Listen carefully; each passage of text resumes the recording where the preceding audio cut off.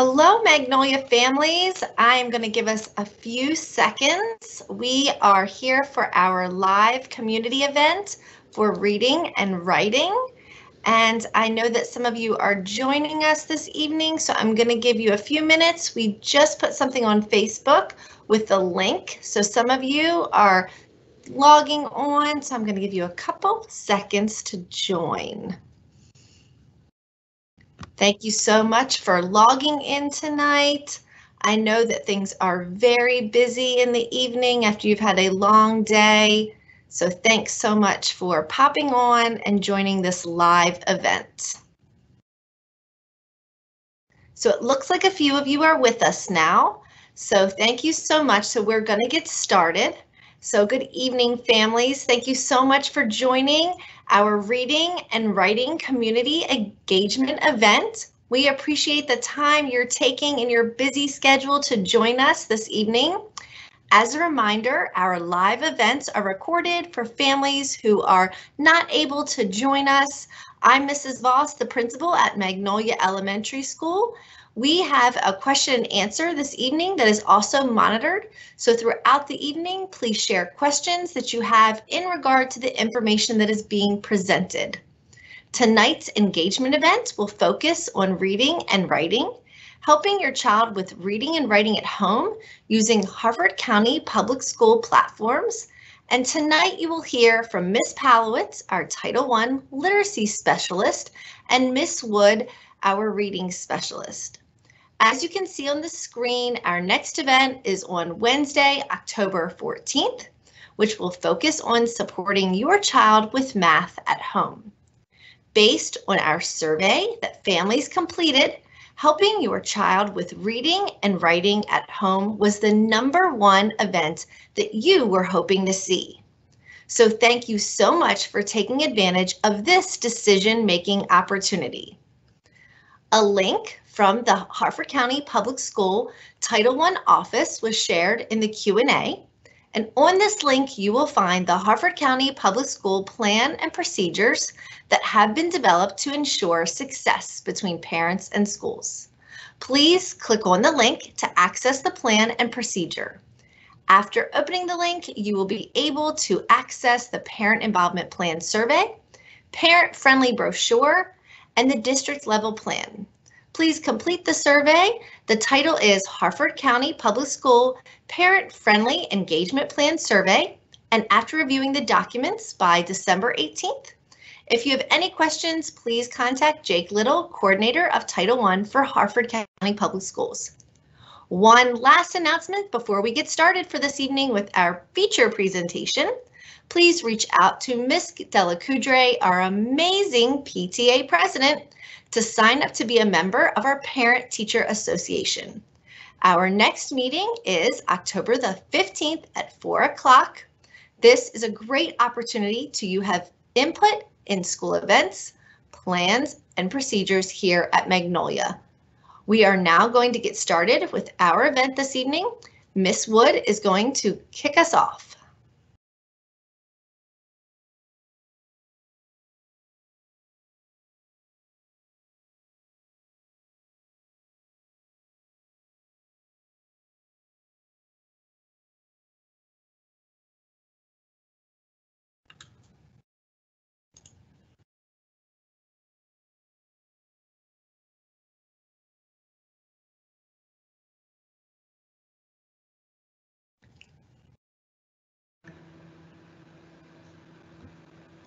All right, I'm thinking maybe Ms. Wood is muted. Are you muted, Ms. Wood? I was, I'm sorry. Let's try starting that over again. All right. When I think about reading, I like to think about a house. The first thing that you need in your house is a foundation. You need that strong foundation to hold the house up. Those are all the skills that students learn in pre-K and kindergarten. Skills like letters, letter sounds, rhyming, stretching out words. Then the next thing that you need are those walls.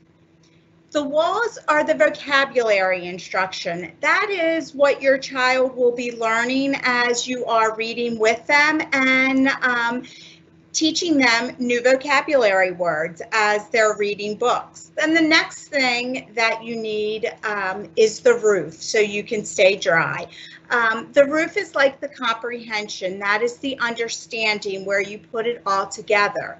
And just like as builders need all three of those parts when they are building their house, readers need all of those things also to be successful, whether they're in pre-K or 5th grade.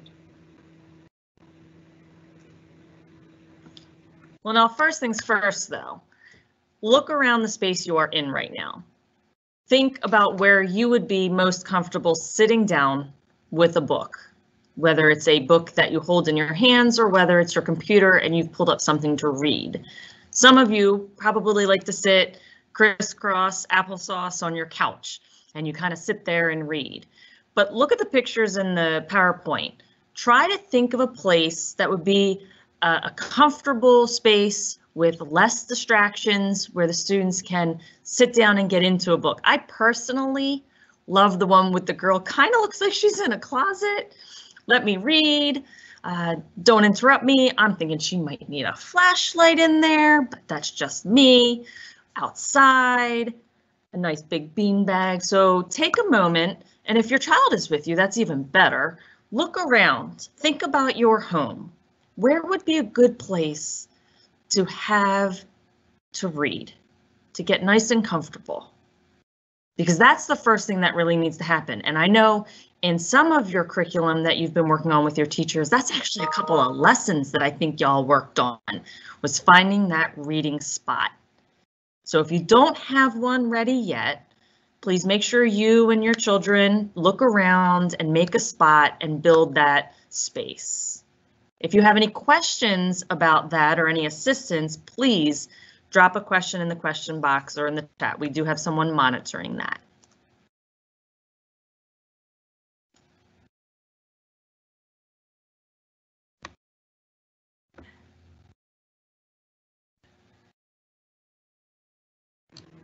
If you have students that are younger, students that are in pre-K, kindergarten, or even toddlers, or if you have students that might be struggling, here are some things that you can do with them. First and foremost, a name study, because young children, the most important thing for them is their name. They love their name, they own it, they like to see it everywhere. So you can do lots of great things just by studying your child's name. You can have them name the letters that are in their name. You can talk about what those letters look like. You can have them look around the house, or if you're traveling somewhere while you're in the car, look for those letters. Singing songs. They don't have to be real songs. They can be songs that you make up. Just think of anything and sing with them. And another important thing is rhyming. Reciting those nursery rhymes with them, saying a word and having your child come up with a nonsense word or a real word that rhymes. All of those things are great activities to do to help readers.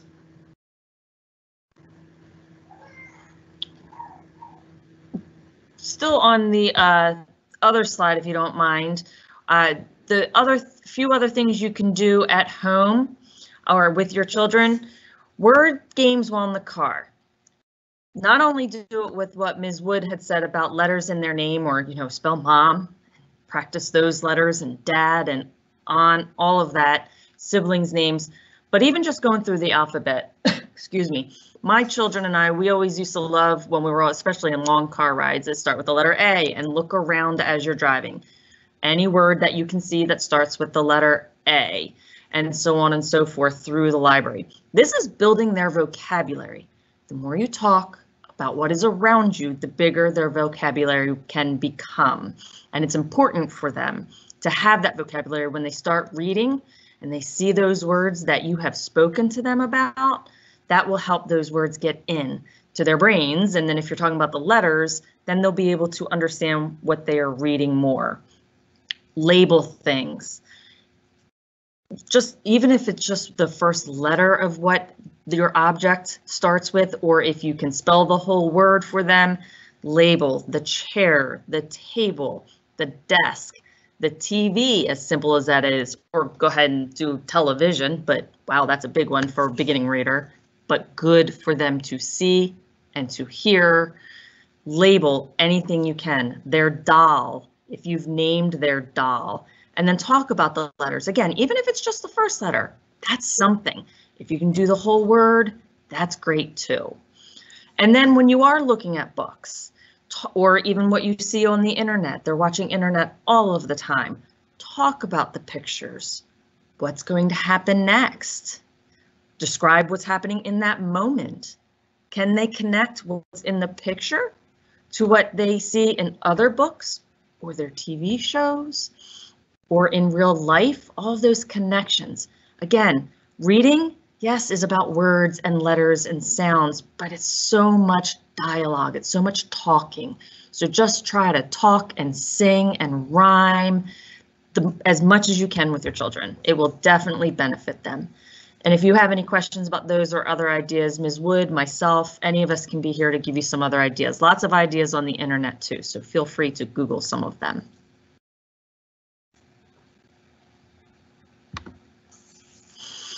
There's lots of technology out there. Your students probably know a couple of these sites, so ask them. They can probably help you get there. I know my children can help me on the internet some more than myself, but there is a site called Epic. They are free books. There are even some videos and I believe songs. I know if your child has attended Magnolia Elementary for a few years, this is like a staple. They use it all of the time. So if you have your Chromebook already, they can be on reading, reading, reading. Different levels, different types of books, different genres. They have the resources. And the Story Online is actually a kind of cool site where your student is being read to by someone famous. This is something we often like to use when we have a few minutes to pass in the classroom. We'll pop on a book and the students sit there and listen.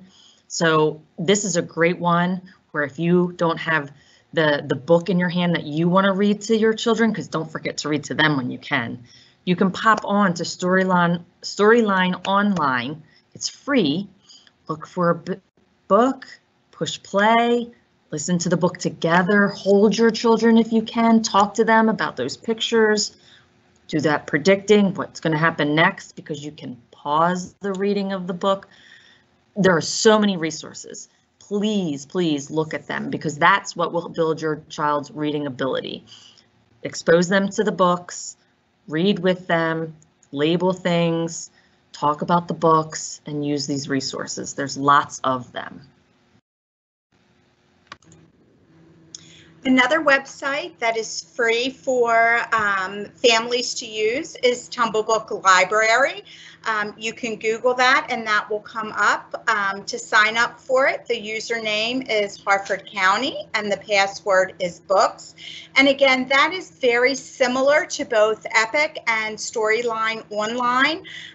Your child can click on a book and they can either choose to have the book read to them, or they can read it on their own. And just as with the other sites, it's great to pause as you're reading, have them make a prediction, talk about their favorite part of the book.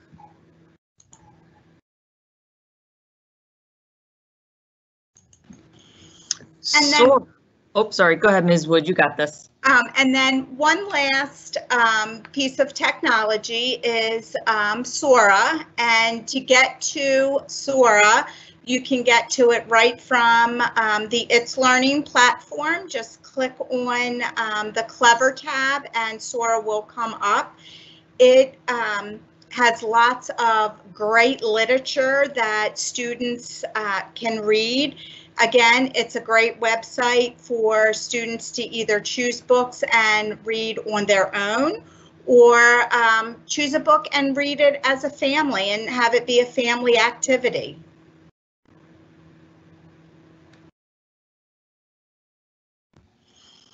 All right. We've shared a lot with you about reading. The writing component is just about the same. We didn't put any slides on there to talk about writing, but have your students, your children, write what they're thinking, write what they're saying, have them write their own books, even better. Give them paper, give them chalk, have them write outside, and just give them that opportunity to do it. Spelling, I know Ms. Voss is listening, but when I was teaching directly with students, or even when I get in there now, spelling doesn't always really matter when you're writing, because you just want to get those beautiful ideas on paper. So please give them opportunities to write, give them that exposure. You got this, you can do this at home. They can grow. Talk, again, about the books, about what they see, help them with that vocabulary, but also keep it relevant to your child's interests. You want to make sure that you're not talking about something that they don't have interest in. If your children like music, talk to them about music and instruments and artists. If they're into art, have them draw, but have them talk about what they're drawing. So keep it relevant to their interests, as well as their age and their ability. If you have a student that struggles, do all of the same things, but just try to keep it around where they are. And that's something the teachers here at the school can help you know if you're struggling to know that a little bit, but just keep it relevant to them. And if they are flying, have them do more, talk harder, find harder text. Don't limit them, because they can do this. And read. Read. Don't forget to read. But reread, it's okay. I know sometimes students like to read the same book 5 times. It is okay, let them.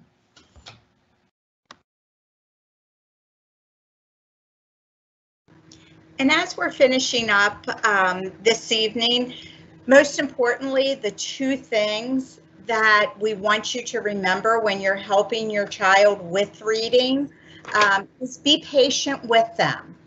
Just remember, it's not going to take that. It's not going to be just a once and done deal. They're going to need lots of time, lots of work with it. Give your child grace, give yourself grace as you're working with them.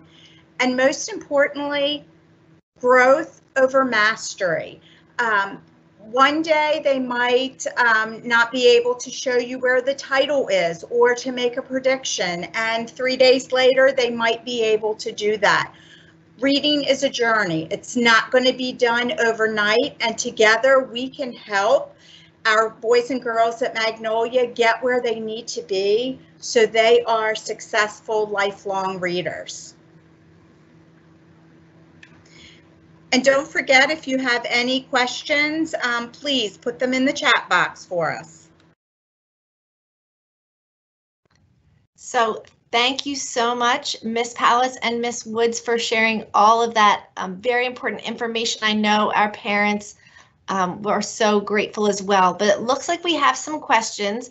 The first 2 look like they would be great for Ms. Wood to answer. So the first one is, will my child be able to get library books? So Ms. Woods, would you be willing to answer that question, please? Absolutely. And the answer to that is yes, students will be able to get library books. And when the students return them, we will be quarantining those books to ensure safety. And then they will be put back on the shelf for other students to check out.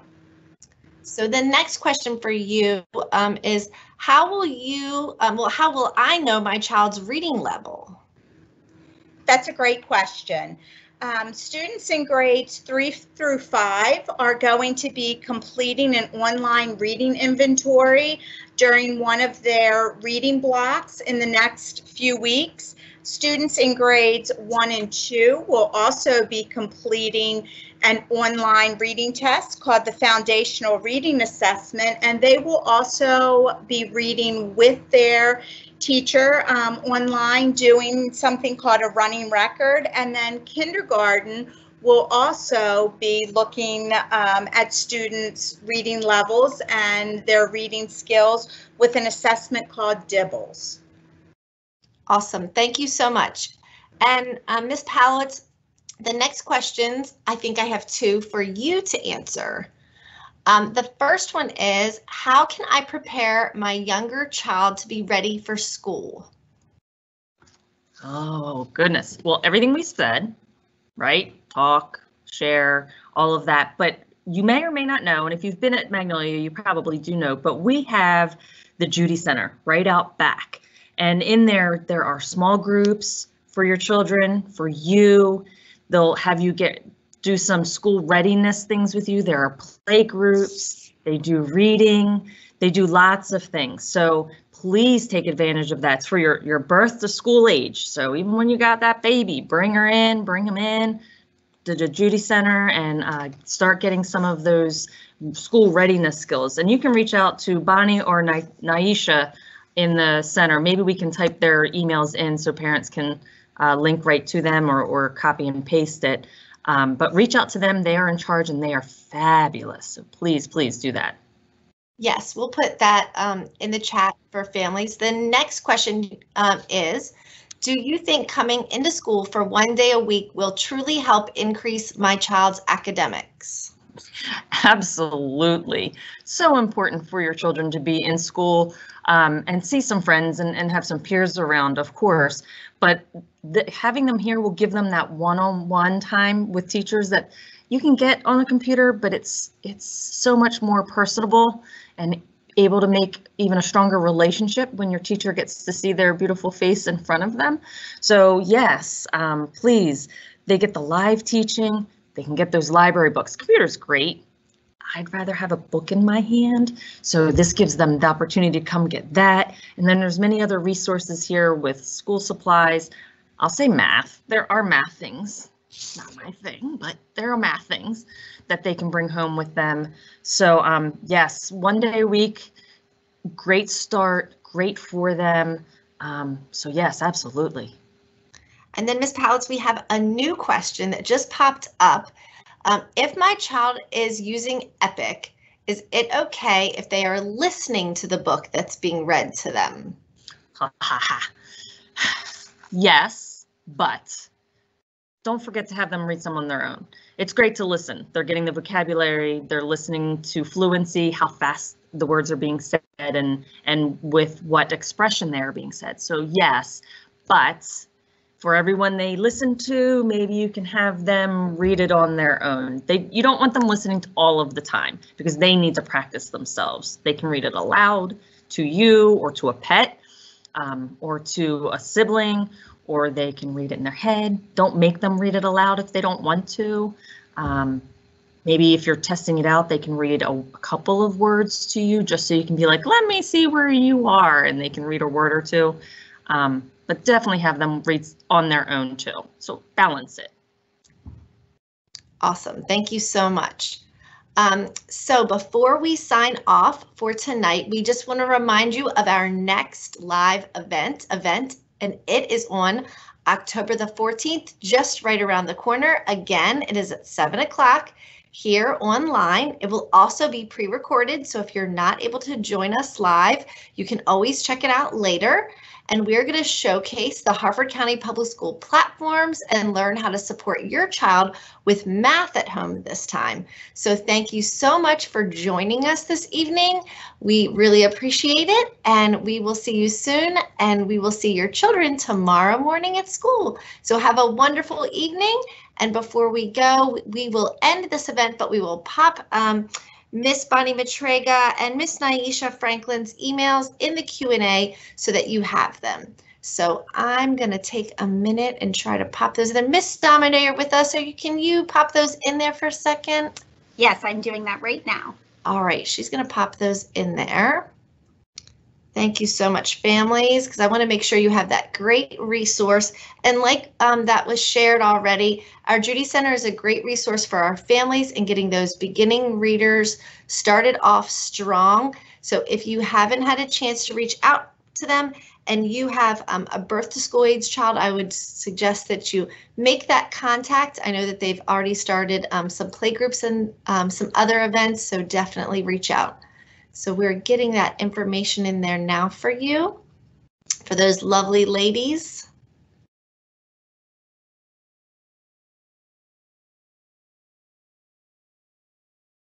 It's in there. It's in there. All right. Oh, I see it's in there. Thank you so much and have a wonderful evening, families, and reach out to us if you need anything. See you at the next live event. Bye-bye.